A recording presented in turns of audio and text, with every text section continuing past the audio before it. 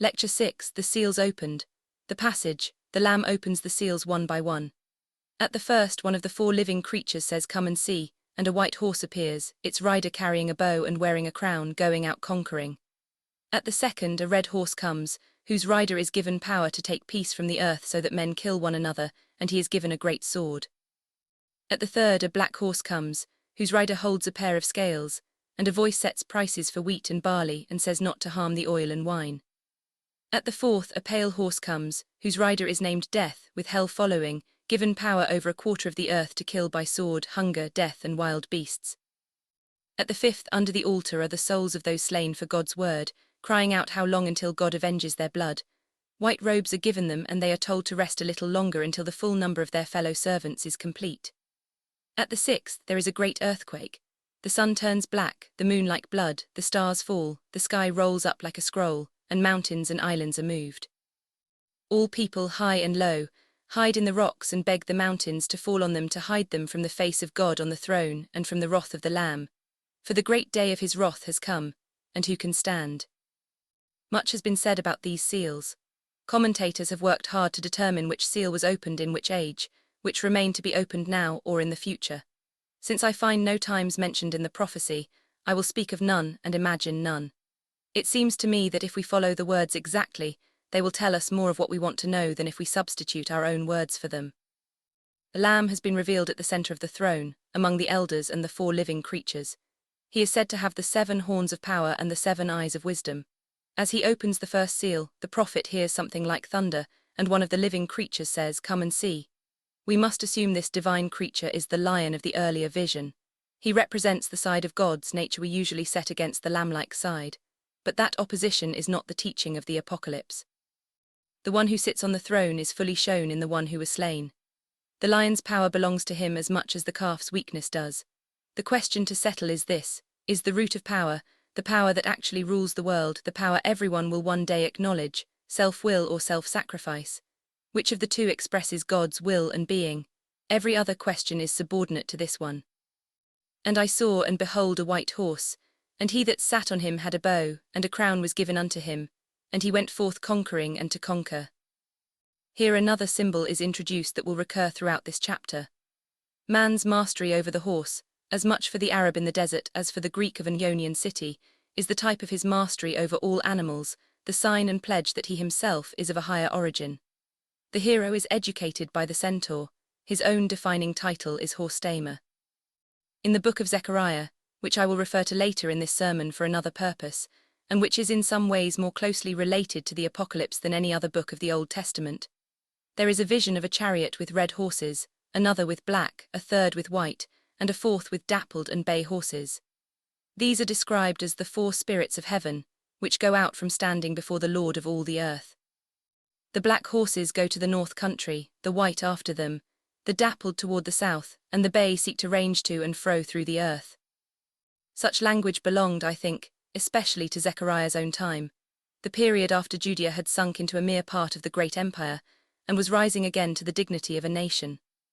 Zechariah had been urging his countrymen to rise and rebuild the temple. He had been showing them that its ordinances, and Joshua its high priest and Zerubbabel its lawgiver, all bore witness that not outward might but God's Spirit is supreme. He had spoken of a form of government founded on the opposite principle, whose first home and full development were in the plain of Shinar. Then he turns to the vision of horses going out into different lands. He could no longer, I think, be content to imagine that only his own land was cared for and watched over by God. He felt more than ever that Judea had its own vocation, that keeping its distinctness was the highest of all duties, as it was the most divine of gifts. But the more he felt its preeminence, the more he had to see the other nations as also having their distinct callings and powers, however abused. They might not know the highest God, the source of all power, that was the blessing the Jew was to bring them. But he could only bless them so long as he saw every energy or faculty those nations exercised, even if they made it an excuse for self-exaltation or idolatry, as a divine energy, a spirit of heaven going forth from the Lord of the whole earth.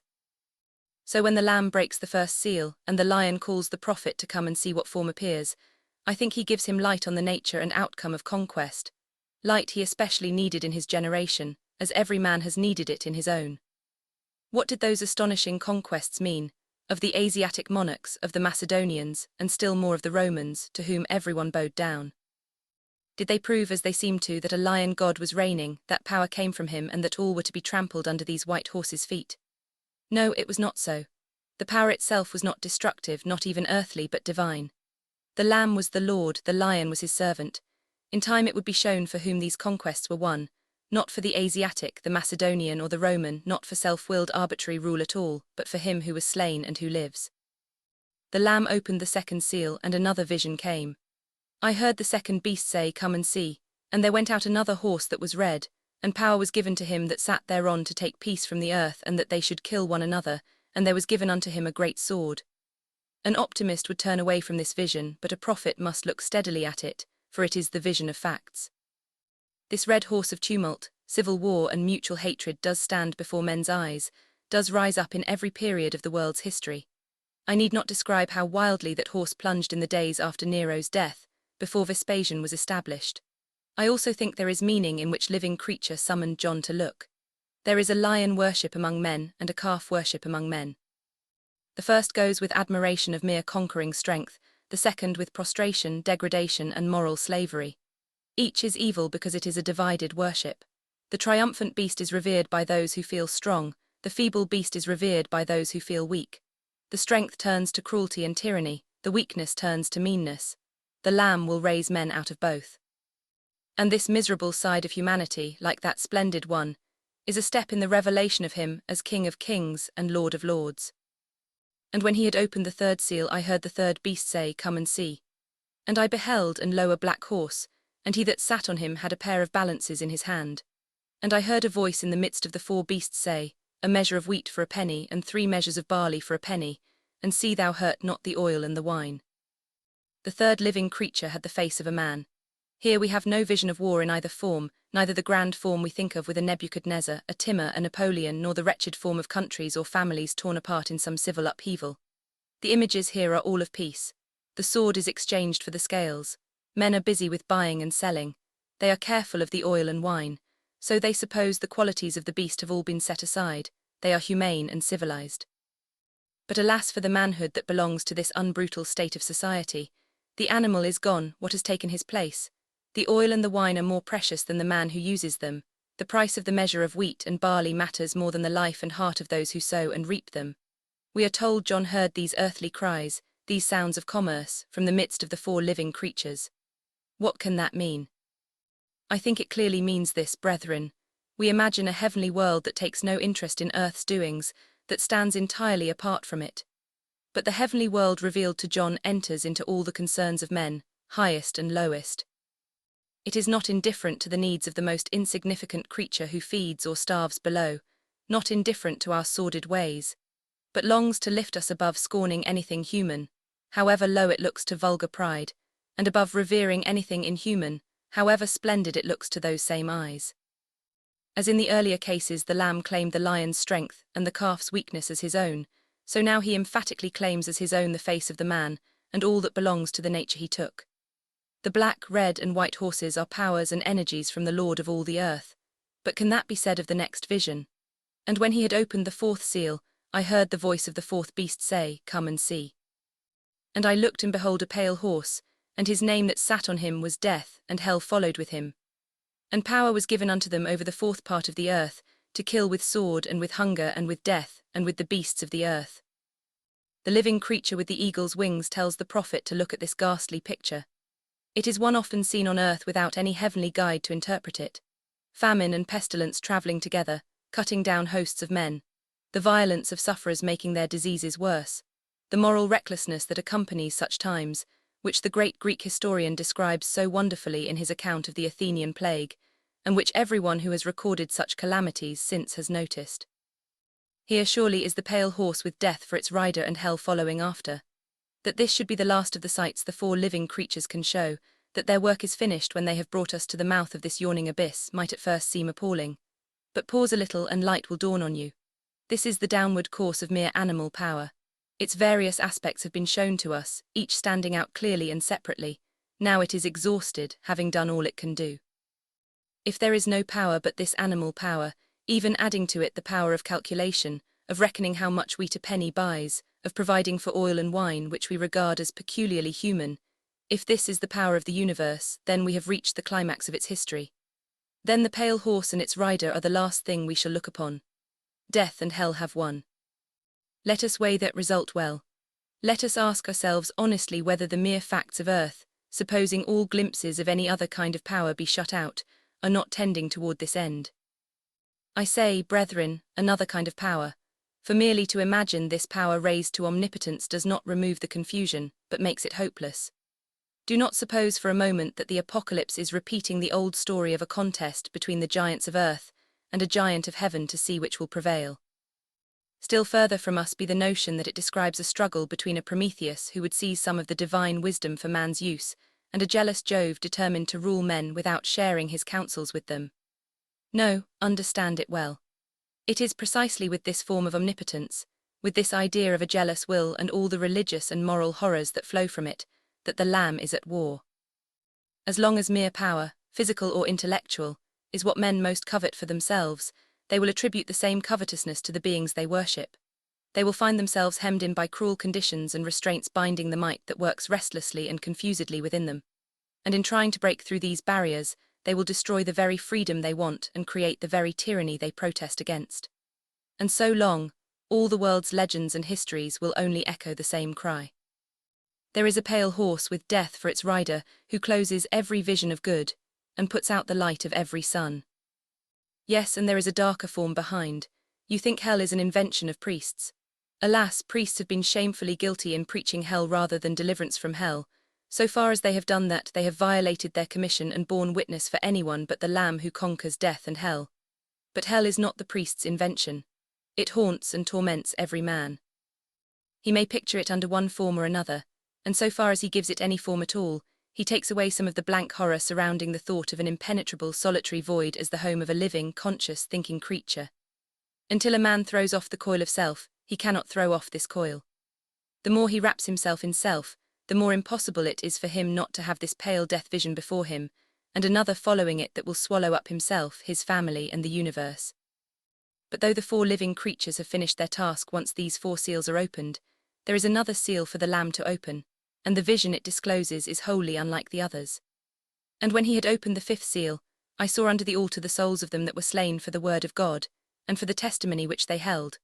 And they cried with a loud voice, saying, How long, O Lord, holy and true, dost thou not judge and avenge our blood on them that dwell on the earth?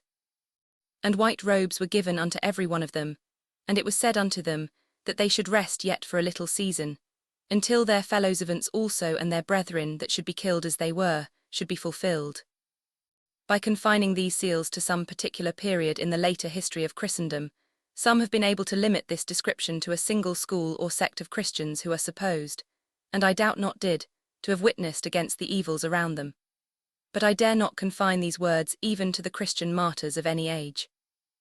I understand the vision the apostle saw to be of all who anywhere, before his time in his own or in later times, have believed that there is a power other than self-willed tyrannical power, other than what men worshipped in the lion, the calf, the human intellect, the flying eagle, a power other than death and hell, who, in every anguish and despair from within and without, have held fast their faith and cried to him, who is holy and true to show that he is mightier than those who counterfeit his majesty, and abuse it for unholy and untrue ends. From these in every corner of the earth has risen that groan, deep or loud, for deliverance, which he who sits on the throne has understood, even if no one else did, and which has been in his ears a hymn and a confession of the Lamb as the one true Lord and King of the earth. The cry came from beneath the altar. It was inspired by the spirit of sacrifice. It was the expression of a sacrifice of body, soul, and spirit to him who had shared his own mind with them. The sacrifice was completed when the self-willed tyrants they protested against gave them to the axe or the fire, or made them drink the poison cup. But their cry did not end when they fell by the axe, the fire, or the hemlock. Then it first became distinct and intelligible. Then it first joined in clear, full harmony with everything that had ascended from those who had fallen in other lands and other times. Then they themselves fully knew that they had not been pleading for their own redemption, but for the redemption of the earth from its tormentors. And they were given what they most longed for, the white robe of innocence, purity from all the passion and selfishness that had been mixed into their witness for God and their prayers for men. And they were assured that if they waited, the answer to their prayer would come. Here is part of the answer. And I beheld when he had opened the sixth seal, and lo, there was a great earthquake, and the sun became black as sackcloth of hair, and the moon became as blood. And the stars of heaven fell unto the earth, even as a fig tree casteth her untimely figs, when she is shaken of a mighty wind. And the heaven departed as a scroll when it is rolled together, and every mountain and island were moved out of their places. And the kings of the earth, and the great men, and the rich men, and the chief captains, and the mighty men, and every bondsman, and every free man, hid themselves in the dens and in the rocks of the mountains, and said to the mountains and rocks, Fall on us, and hide us from the face of him that sitteth on the throne, and from the wrath of the Lamb. For the great day of his wrath is come, and who shall be able to stand? In this grand description most have recognized the signs of a moral and political earthquake, more terrible than any physical earthquake ever was, though it has happened, and will happen again, that physical convulsions keep time with those that shatter nations and fill men's hearts with dismay and anguish. Since the prophet names no time, I will introduce none. The description may fit many periods. It may have been fulfilled for many in the days of Alaric and Attila, of Genghis Khan or Timur, when Constantinople fell, when Napoleon laid the nations low. Do you think it must point to some still more distant day? Have you dreamed it must refer to a destruction of the earth? We shall see whether the apocalypse leads us to expect any such destruction at any time, or whether instead it tells us of a redemption of the earth, such as the saints beneath the altar prayed for. I believe that if you study this earthquake's description carefully, you will rather be led to think of an even earlier fulfillment than those I have mentioned, one that helps us better understand what the others meant. We are told here of the shaking and downfall of heavenly powers. What can these powers be? Are they not the demons of the old mythology? Were they not trembling, and indeed falling at the very time John was on Patmos, before the preaching of a few fishermen and a tent maker? It was not earth alone that was moved, but heaven too. I do not regard the revolution of the 1st century as an exception in the history of revolutions in this respect, but as a precedent for them. There has never been a revolution that did not test men's faith and worship, as well as their policy and government, never one that did not prove how inseparably these are connected. And I believe there never has been one that did not demonstrate the falsehood of self-will, or arbitrary will, and the truth that all power is centered in him, who gave up all power and took the form of a servant. There are many excellent men today who will fully agree with me that the apocalypse points to the deliverance of the earth, not its extinction. But they will say that the great men and captains who called the mountains to fall on them and the hills to hide them were fleeing from the wrath of the Lamb. So the prophet must be describing a manifestation of the Lamb, a manifestation of him as the actual Lord of the earth. Certainly he is, nothing in human language is more evident. And there is no lesson, it seems to me, so important, none the apocalypse was so much written to teach us as this, that all false and tyrannical power is a rebellion against the Lamb, that no false and tyrannical power has ever been put down except by a manifestation of the Lamb. May the spirit of him who is faithful and true root, and ground us in the conviction that the world never has been, and never can be governed by oppression and lies, that these have at no time upheld its order but have subverted it, that whether they are enthroned by false religions in heavenly places, or seated by usurpation in the high places of earth, they are cursed and doomed. The very conquests they helped bring about, the civil tumults, mercantile frauds, plagues and famines they promoted, have been their appointed punishments, that the cries of the weak and suffering have in the end proved stronger than they, that the revolutions most terrifying while they lasted, from the crimes that provoked them and the crimes they provoked from the clash of human evil in its opposite forms, have been the instruments for putting down counterfeit powers and asserting the power that is and must endure. That all righteous men and righteous institutions have been proclaiming who was, is, and shall be the ruler over men. That the full revelation of the Christ who is to come will confirm all the true human authority and all the true human liberty that has ever existed. That he will prove the first to have come from him, and will claim the second for our race as the reward of his agony and death.